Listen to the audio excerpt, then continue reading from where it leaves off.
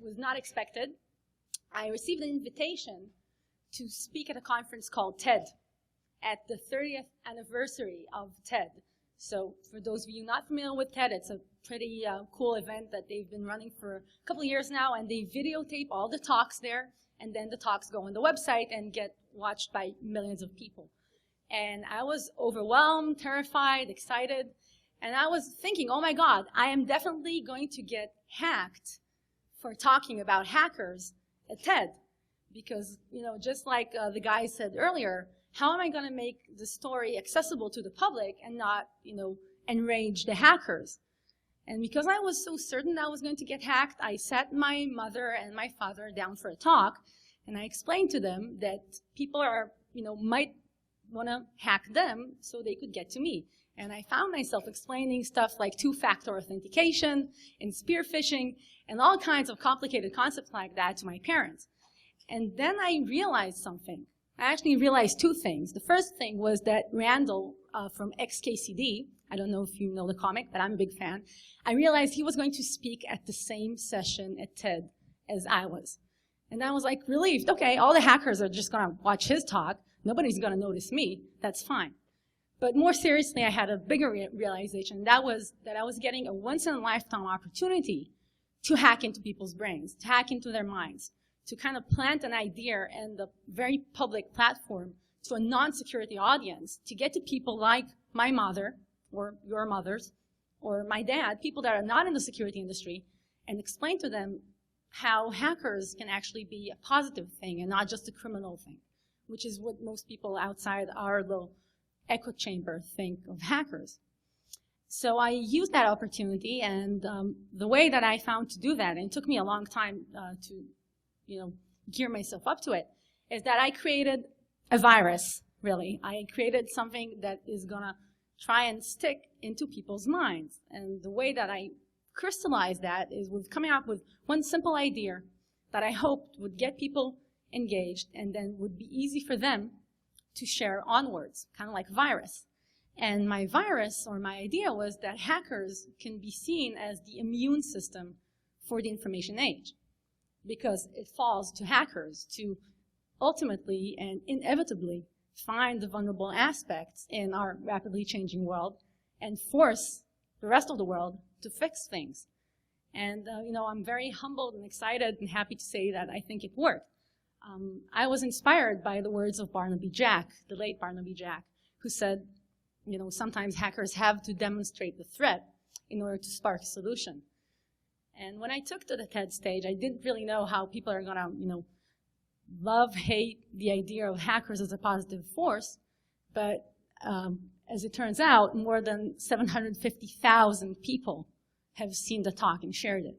So I think it's safe to say that the virus kind of caught on. I'm very proud and humbled to say that.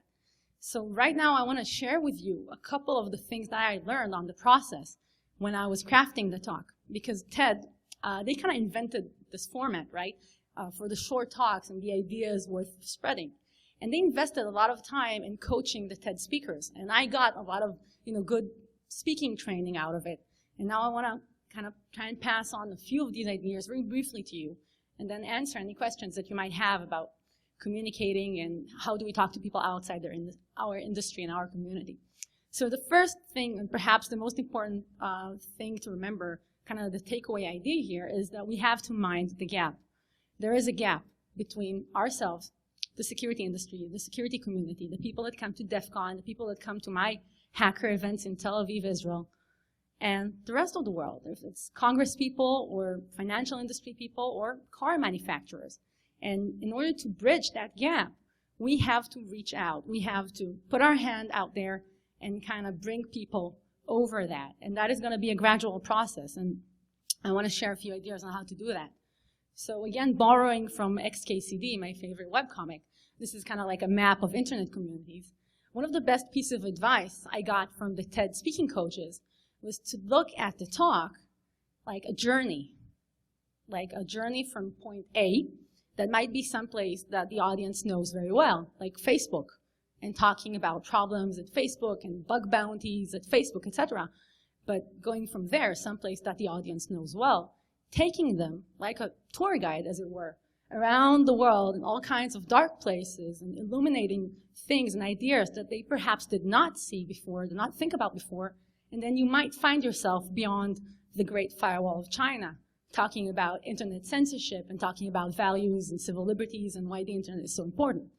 And by connecting these two places, by taking the audience from point A to point B, if you can do that when you're talking to, it doesn't really matter the type of background that the audience has. If you can take them from point A to B, they will be grateful for you being that tour guide, being that person that's reached out and, put a hand out there and said, come with me, I'm going to show you this world. I'm going to illuminate this world for you, and this is what you're going to learn. And, I've embraced that advice, and it's been extremely instrumental and helpful, I think. All right, so when we embark on this journey, there's something we have to watch out from. And you know how the maps in the old days used to say, here be dragons, don't go there? So I want to, kind of try and build on that and say, here be jargons. We have to watch out from jargons and terms and, obfuscating our bilateral conversations, because that's exactly the sort of thing that gets people away from our message. And a kind of thumb rule, piece of advice, whenever you're talking to an audience that has different backgrounds, most chances are that an average audience outside the security industry, they could probably latch on to one or maybe two, concepts, ideas, new terms, right? So if you want to explain zero-day vulnerabilities, that's great. Go for it. Do that. But don't be throwing in, malware polymorphism or DNS fast flux or malvertising, because that's the stuff that's gonna, freak them out and say, oh no, that's too complicated. Okay, I can handle that stuff. If you do it like in bite size and you take one term at a time and really don't overload it, you'll find that you get more effect in your communicating. And speaking of terms, one of the things that we do have in our industry, we love terms, we like jargons. We have terms that sound very impressive, like cyber attack, but are actually kind of vague. Have you ever heard or seen like a headline that says, millions of cyber attacks are stopped each day, right? Have you seen those? So I always question those headlines, and I'm saying, okay, what are they counting? Is it millions of packets? Is it millions of port scans? Is it millions of infected endpoint devices? Is it millions of communication sessions to the botnet CNC server? What are they counting? So if you want to use terms like that, or kind of vague and not specifical, that's fine as long as you kind of bring up to the table and you say, this is the term that I'm using, make it concrete, use some numbers, use some facts. Now, talking about facts, another thing that I learned, and I think Josh mentioned this earlier, is how important the power of storytelling is, right? We all know it's an effective way to communicate. But one thing we don't usually realize is that different audience members, even right now, different people here, resonate with different stories. And they might come away remembering one thing, like maybe you'll walk out and you'll say, it was really cool how Bo saved the lives of those premature born infants with the incubators, or you might be thinking about the congressperson's talk and, the other guys that he was mentioning. So one thing that I learned to do is that you use all kinds of different stories. And in my 16 minutes at TED, I had between 8 and 10 different stories or anecdotes that kind of resonated with different audiences. And then, on average, every minute, if you kind of calculate it, every minute, every 2 minutes, I had a different story or a different anecdote. So people in the audience can resonate with one, and if they don't, another part of the audience can relate to the next point. So that's show and tell for you. Now, I have a question, moving on to my next point.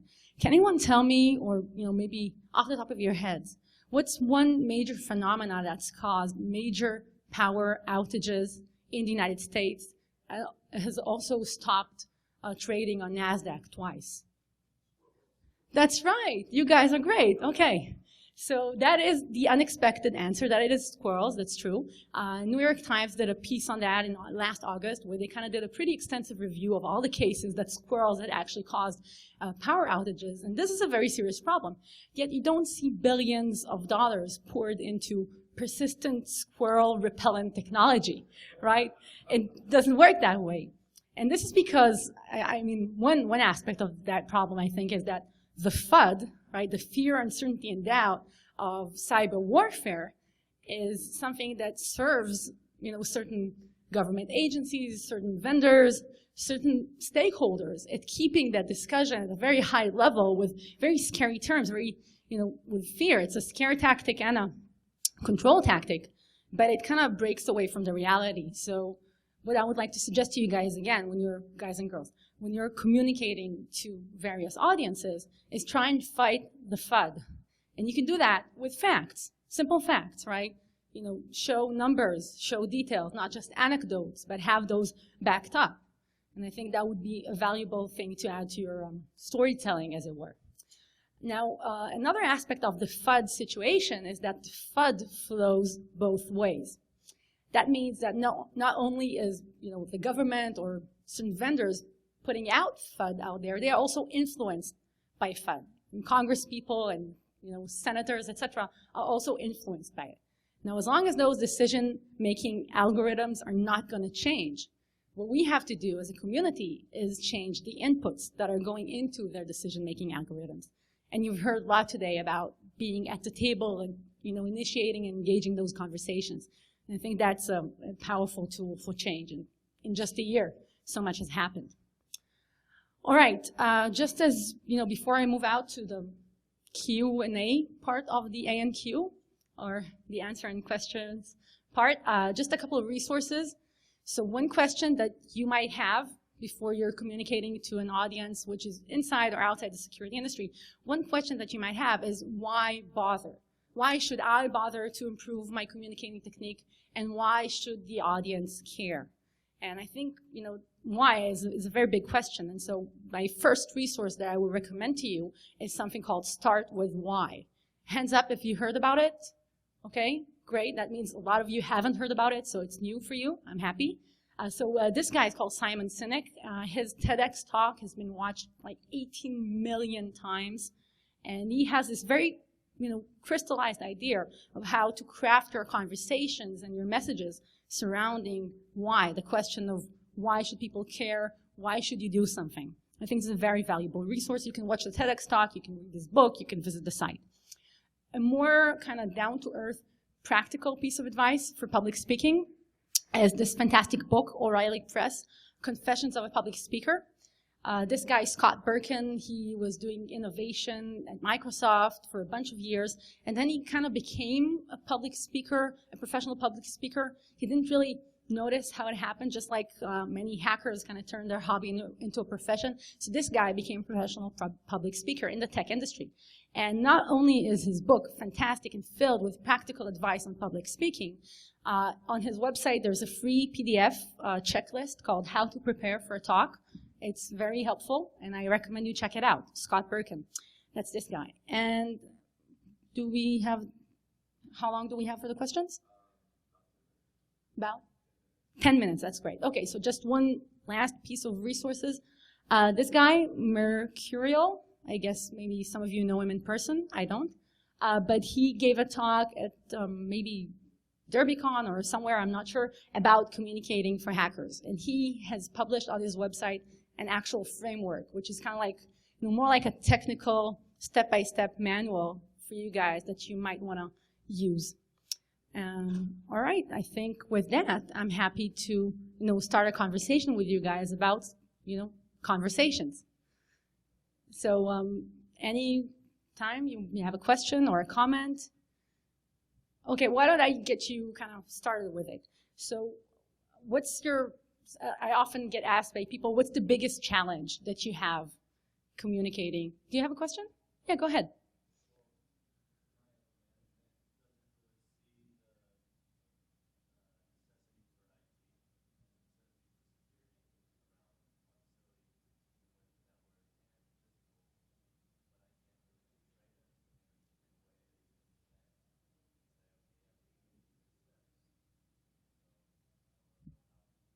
Change that. Okay, so I'm just going to repeat the question for the audio recording. The question was how to really impact some change with the way upper management at your organization views security and IT investments, right? Did I kind of get it right? So again, I would go back to the square one. Start with why. why should they care about security? And usually with upper management, it is not things like security and vague risks, because a risk is kind of like a threat that might happen, it might not happen. That sort of thing is really not what they usually care about. What they care about is, number one, bottom line. How much money are they making? How much money are they saving? How much growth are they showing their stockholders or private shareholders year on year?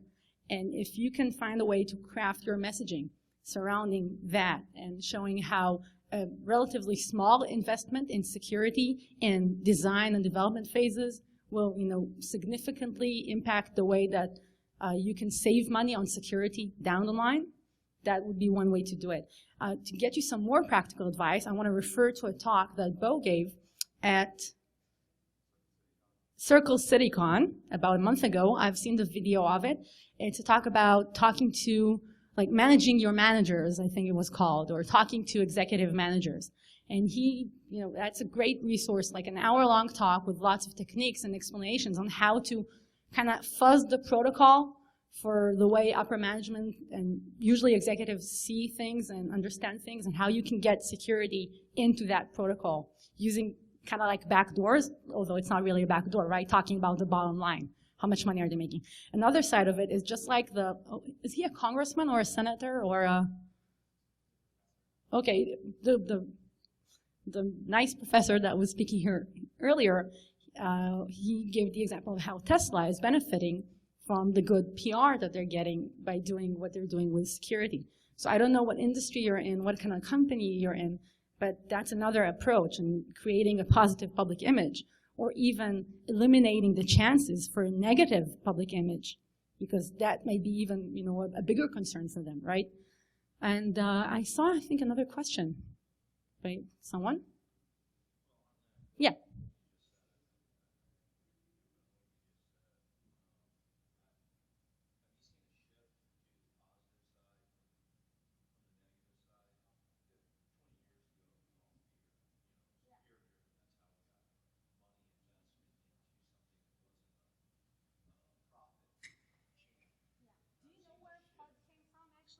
You know where the term FUD came from, where it originated, fear, uncertainty, and doubt?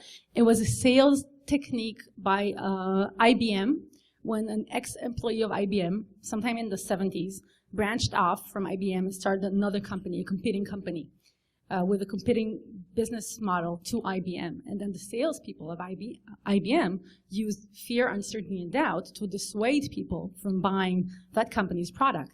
And that's also where we got that probably persistent term, nobody ever got fired for buying IBM. Have you heard that? But to really, return to your question, have I seen a change? Yes, I have. Very much so. I think actually right now, this year, I don't think it's coincidental that I Am the Cavalry is happening right now, that DEF CON has so many tracks and talks dedicated to the positive impact that security in all sides, all aspects of the industry can do. I'm also seeing that with a lot of the organizations that I speak with. I speak to a lot of like financial industry and government agencies and defense contractors. And what they're beginning to see is not just, risk and fear and how they should invest in security, but also see things like security as a business enabler. Having, better secure products is going to mean we're going to sell more of them, or at least we're going to avoid a bad negative image if we take those efforts to secure our product. So I am seeing that. Whether it is like more driven by the carrot or the stick remains to be seen. But I am definitely seeing that positive side. And, you might say I'm naive or a hacker cheerleader or whatever, but in the past year or so, I've really, seen more and more people kind of go back to those old school hacker ethic values of doing really important, good stuff and influencing technology in a good way. And I'm happy to see that. I'm, hopeful when I see that.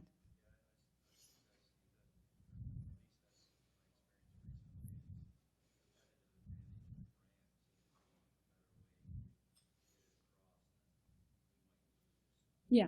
So suggesting investing in security as a competitive advantage and making sure that you come off as a brand that's investing in security are positive incentives for companies to invest in security. And that might go back to your company. And another question from this guy? No, you were just waving your hand around? Yeah, it's not really. Actually, it's freezing. What's that? Okay, 3 minutes. Are there any more questions? Because I have another story to tell you. Okay, story time, right. By the way, I'm extremely easy to find online, either by my website, that's K3R3N3. So that's kind of my handle now. It's Karen E. All the E's are spelled with 3. That's also my Twitter handle. My first name is Karen. It's the Israeli spelling of Karen. That is difficult for you guys. You can just call me Special K, which is kind of like my old school handle. Okay, story time. Anyone know what this is? Iron Dome, that's right, yay. I heart Iron Dome. This is actually the reason I made it out here. Because in the past month or so, I've been living in Tel Aviv under rocket attacks. And Iron Dome is the active missile defense system that's been intercepting the rockets fired at Tel Aviv and other parts of Israel. Now, don't worry, this is not going to go political. Don't worry. So here's the thing. Last week, Brian Krebs broke a story about how hackers allegedly affiliated with the now notorious Chinese unit 61389 hacked into the defense firm, the Israeli defense firms that built Iron Dome. Those are companies like IAI, Israeli Aerospace Industries, Rafael, and others. These are the equivalents of Northrop Grumman and Lockheed Martin, but in Israel. And the story kind of evolved from there. And then BBC reported on it again, that the firms were infiltrated by Chinese hackers. Now, here's the point I want to make about this story and about these companies getting hit with these stories. Right now in Israel, it doesn't really matter if the story is true or not. It doesn't really matter what exactly was leaked or stolen or breached. For a lot of people in the Israeli public, and also around the world, because last week the US Congress was also deciding on whether they should approve more funding for joint R&D efforts on Iron Dome. As far as everybody is concerned, Iron Dome, everything is hacked. You know, I went to my hairdresser just a few days ago, and obviously he's an important person in my life, and he was, while working on my hair, he said, okay, so what's going on, Karen? I heard the Chinese are now, targeting the rockets, and they're controlling Iron Dome. They're sitting there in Beijing, and they're controlling Iron Dome. Are we safe? Are we safe? And again, the story propagated, from BBC to Business Insider to The Guardian. The Chinese hackers stole this stuff. Now, what if, in effect, has happened? What, according to all the information that I actually saw about what actually happened, is that possibly 2 out of the 3 firms that were implicated were probably breached like 3 years ago in 2011, and it was their web-facing, document share portal, whatever, and they had some documents about other missile systems. And to go from there into the Chinese people in Beijing are now controlling Iron Dome is a big, big difference, right? But for my hairdresser, he doesn't get that difference. All he has now is the feeling that the system that's been protecting him is been controlled by somebody else. And that's the risk of, letting the FUD of cyber warfare getting out there in the world. And for me, that's one motivation to talk to people and explain exactly what happened and trying to get to the facts behind the FUD. So that's the story about Iron Dome. Thank you, guys. As a quick trailer, can you say that? I'll be speaking Sunday at DEF CON at 2 p.m. So you should have plenty of time to, roll out of bed, have a hangover, have breakfast, come out to DEF CON, 2 p.m. It will be almost the last talk or something. And then I'll talk more about this stuff and also more about how hackers can have a positive effect on the world. Thanks again, guys. Is that Sunday, 2 p.m. It's the last day of DEF CON. If you're there Monday, you're doing it wrong. Well, although I have been known to stick around at DEF CON. Thank you. Okay, thanks, Paul. Very good. Do we have a break now?